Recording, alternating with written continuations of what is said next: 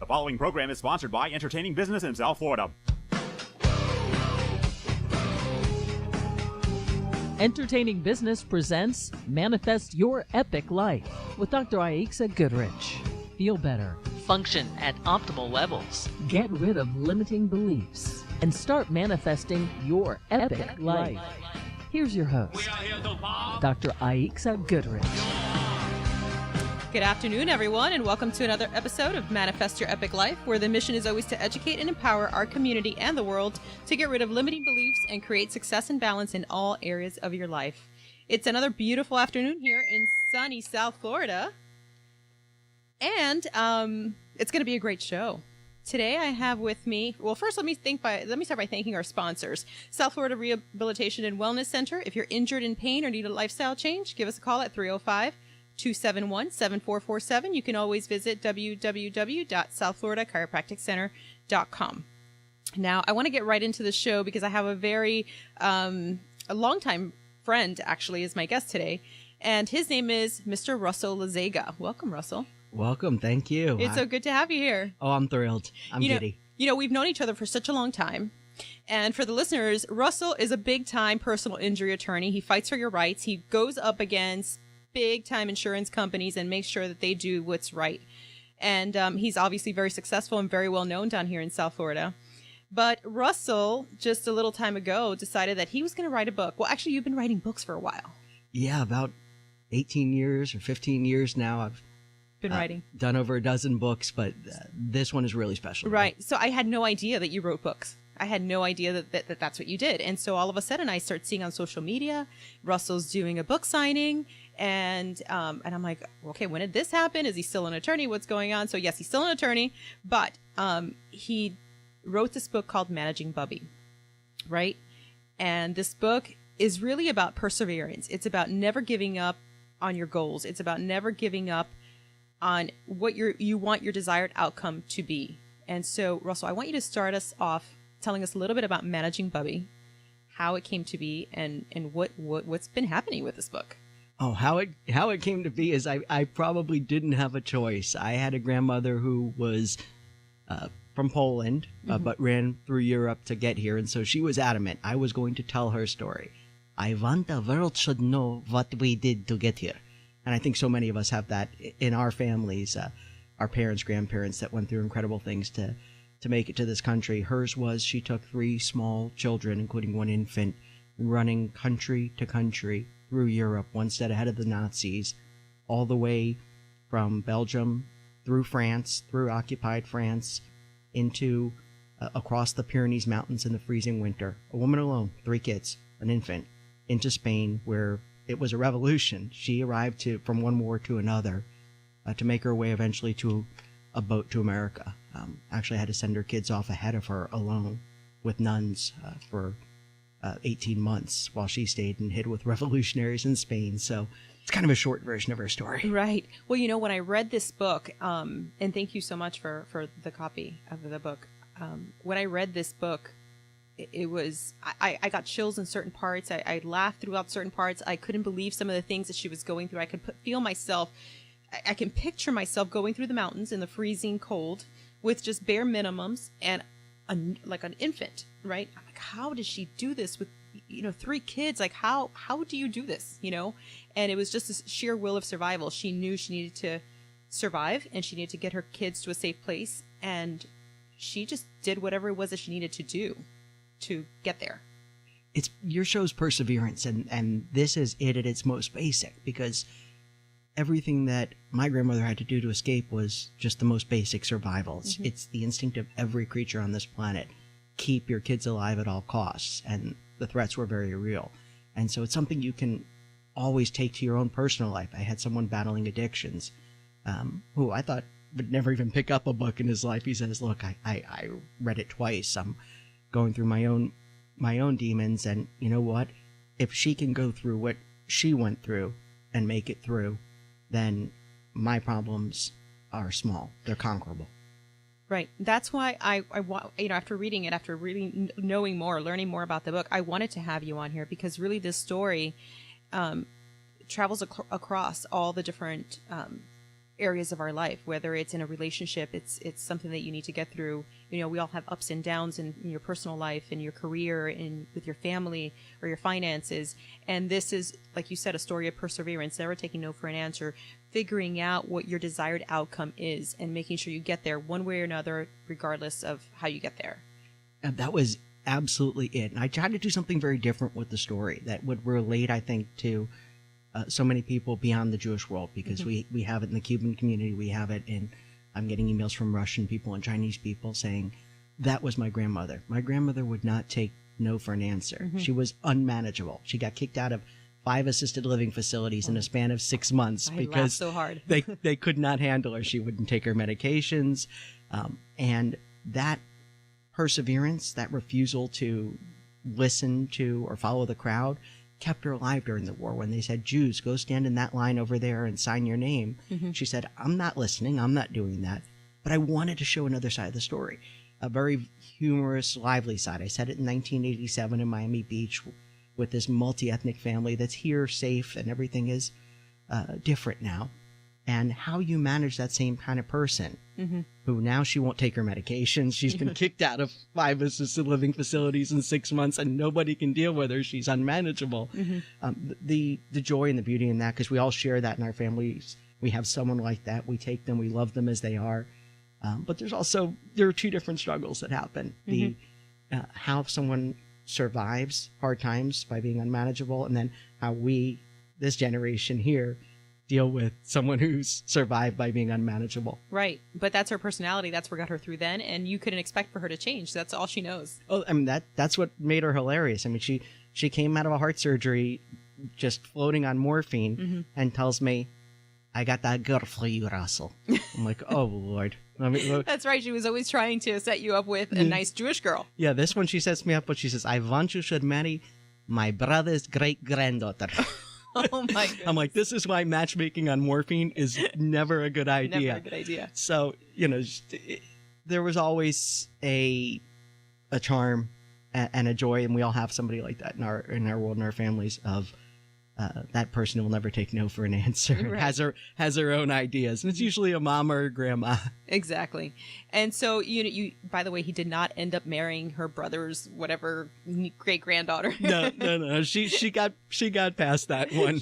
So did she get past that? I mean, I know your wife is Cuban. She is. Right. She is, and that was a whole nother story. How did that all work out? She wanted me to marry a nice Jewish girl, but then finally she reconciles herself to, well, she got a Jewish nose. So I think way back then she must be from our people. Oh my goodness, that's so funny. And you know, we really are a huge melting pot, like you said. So who knows? We just all immigrated here, and who knows? Maybe your wife does have some Jewish in her, right?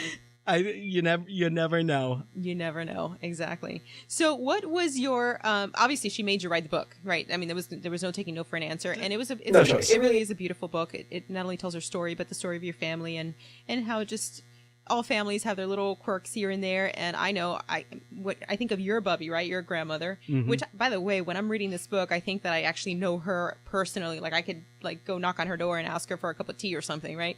And I know that's the feeling that you wanted to give across, or at least I feel that that's what you wanted to get across. Oh, absolutely. What I tried to do different here was the reader is another seat at this brunch table with these crazy multi-ethnic old people fighting and just having a hilarious time, and then taking you through the tour of what they went through to get here, to sort of see the other side of them. Right. And I could feel like I actually knew her, and then I'm thinking back at my family, and I'm like, wow, so every family's kind of crazy then. Right? Mine has a medal for that, but yes, mine got a book out of it. Yeah, that is true. That is true. I think we all can write a little book here and there, but yours is a great book. So tell me what you hope that this book will do for others. I hope it'll bring an understanding of where our older relatives, our parents, grandparents, because so many of us our families are not from here, what they went through to bring us here. Because we always stand on the shoulders of people who lived much larger, harder lives than we did. Absolutely. And so I wanted to bring that through with hope, humor and love. There are so many death camp stories and awful stories of people's struggles. I wanted to show it was an amazing story of escape. Even the concentration camp, my grandfather wound up in a concentration camp. She went and broke him out. She did. I mean, I couldn't believe it. She just said, "You're sick. You're going to pretend you're sick and throw yourself. I'm going to throw myself on the floor, and we're going to try to get out of here." Right. And I wanted to share that kind of story, a story of escape, a story of struggle, and a story of love. That these people that sometimes in our life we go, "Oh Lord, not again." Right. My grandmother was trying to marry me off to a girl 3,000 miles away that I've never met. That it comes from a very special place if we know a little bit about where they came from and what they went through. Right. And I can't help but always think to that scene where she finally gets on the ship to head over, right? And then they get attacked. And I mean, she basically stood there with the crewmen, didn't get off that boat. I mean, I don't want to give too much away because I really want people to read this because it's really powerful. And it's not just a wonderful story of survival, but it also teaches you a lesson, right? So I want you to pick up this book, Managing Bubbie, and, it's on Amazon, and I'm sure we could, I don't know, maybe you'll give us a few signed copies for some of my patients in the office. I don't know what you'll do. I would be delighted. We definitely want to get this story across. And I can't help but think, like my grandfather came from Cuba. He also came, back in the 80s, and he saw people, dying, getting eaten by sharks. Your grandmother went through a similar situation. The Nazis came over and started shooting. People jumped in the water, freezing water, and she just decided she was not gonna.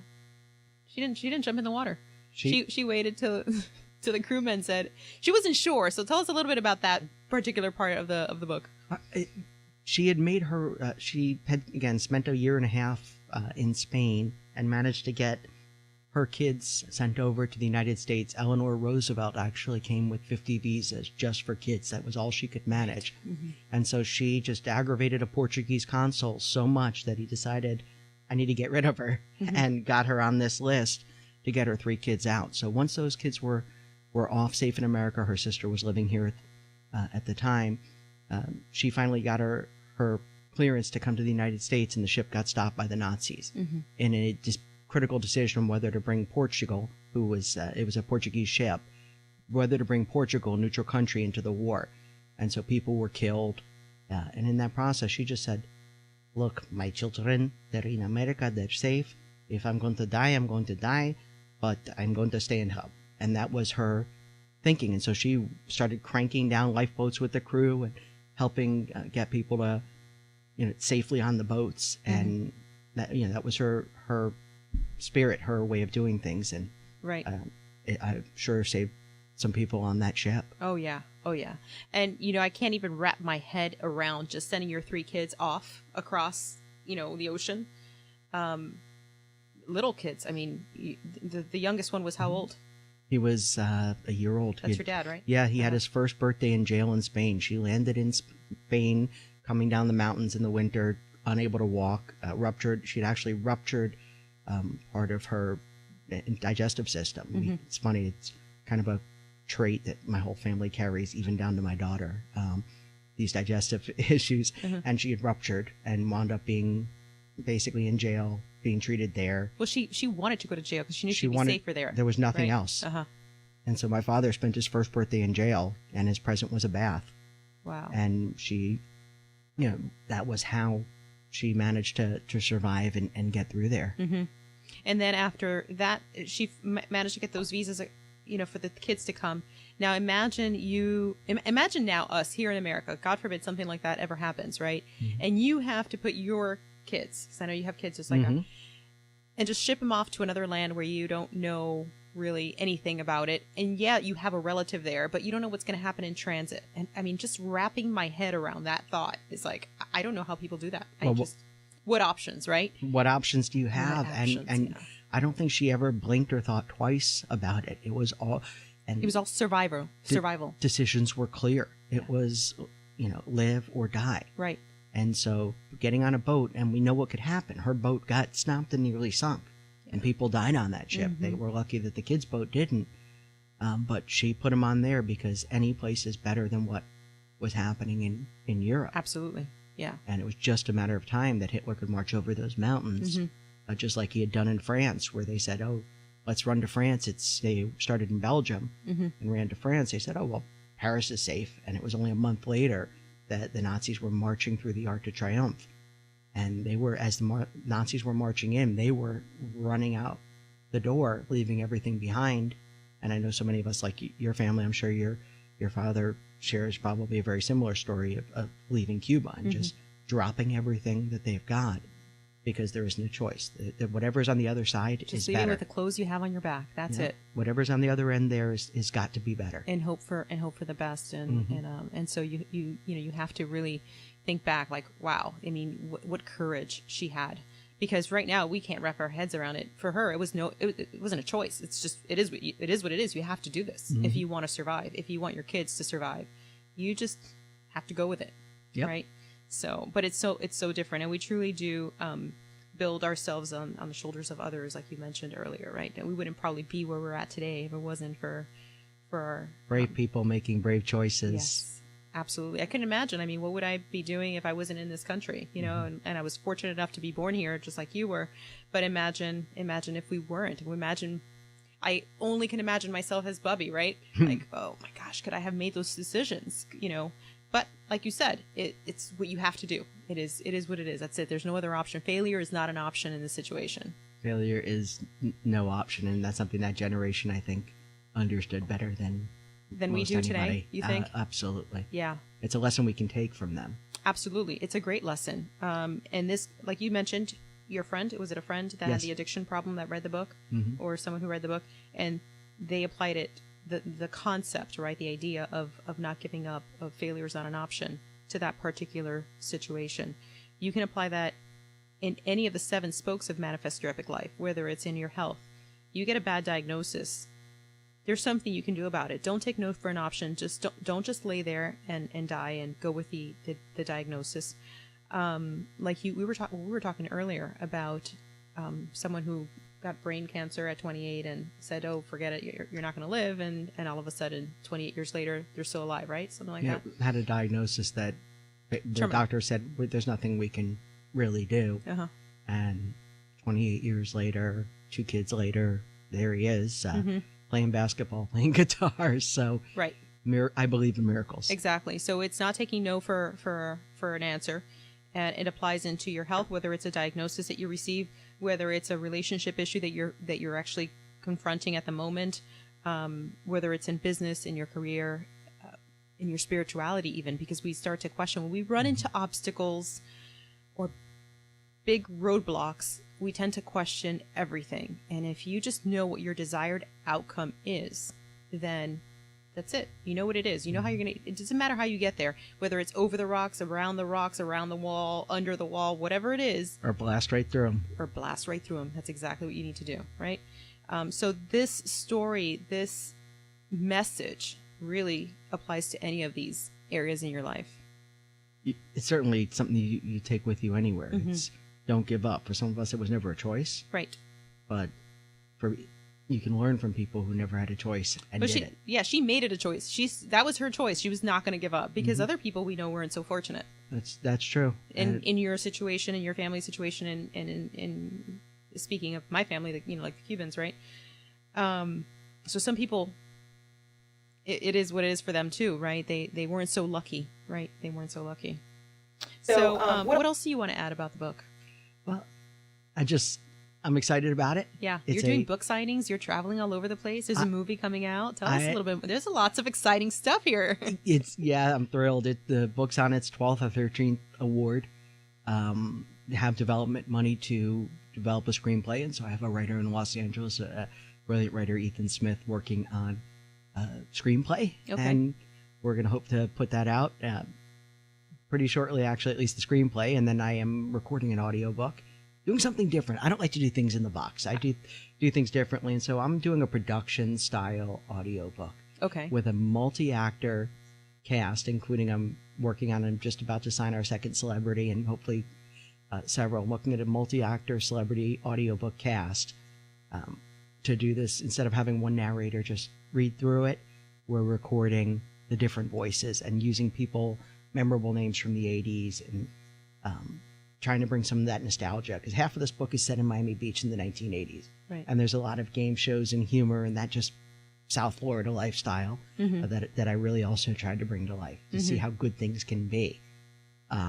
So I'm taking that and manifesting it into a production style audiobook. I love it. So I I'm love excited. audiobooks, by the way, and it's funny. We were talking earlier about how you've been to different places and spoken about the book, and people love it. And someone said to you, "Go ahead, tell us that story," because that was pretty funny. Oh, my crowd seems to be the over 65 crowd, and so I'm doing a lot of presentations at synagogues and senior centers, and we get packed houses. It's great. I even have like little fans these little ladies that come to me with cactuses and gifts. It's the sweetest thing, and follow from show to show. And so I did one in a synagogue down in near Kendall, and it was a packed house, 45, 50 people, and everybody was excited. And so at the end of it all, I had sold only 4 books. So I was talking to an old lawyer and chatting this guy up. I said, "So, how was the show?" He says, "The show, it was great. You liked it? Everybody thought it was a good show." Yeah, the best we've seen all year." Then, what happened? How come I didn't sell any books? Books? We don't see. So So funny. I got very quickly inspired You're to like, do okay, an audiobook. Audiobook, yeah. The light bulb went off, and I said, "Audiobook." You see, you meet these challenges, and then you overcome the challenges. These are the obstacles people were talking about. So now you're going to create this audiobook, and I think that you're going to probably play a big part in your movie, right? You're going to be, because you could do voiceover. You're awesome. I appreciate it. We've already recorded almost 80% of the audiobook, so it's not that far Oh, off. wow. Okay, Yeah, I didn't realize. it's well in already. And I did quite a few of the voices. Okay. Some of my favorites of my grandmother from Brooklyn, on my other side, my mother's mother and her sister and an uncle and a couple other, and my voice is going to probably be the main one I'll be doing there. But it's got to be a show. No one's really brought that kind of animation to a book that Right. I've seen, or at least it's very rare. And so I wanted to do this on kind of an epic scale. Right. Now, this book obviously is about his grandmother, trying to escape the Nazis and Hitler, and trying to survive and get out of that place and come to a safe place like America. But it's also a very funny book, right? It's How do you inspiring. throw Right, those I two in the know. same sentence? How do you do that, right? But you did a brilliant job writing this book. You really did. So I don't want people to think, well, I don't want to read something so depressing, but it's really not. It's funny. It's inspiring. It has its moments where you're like, oh crap, but it was beautifully written. It really was. So I encourage all of you to go on Amazon.com, not only write a book, but once you read the book, make sure that you leave Russel a review, because it really is a phenomenal book, and we want to get the message across and a lesson. Really, it's really a lesson. So you can use in any area of your life. Where are you going to be next, Russell?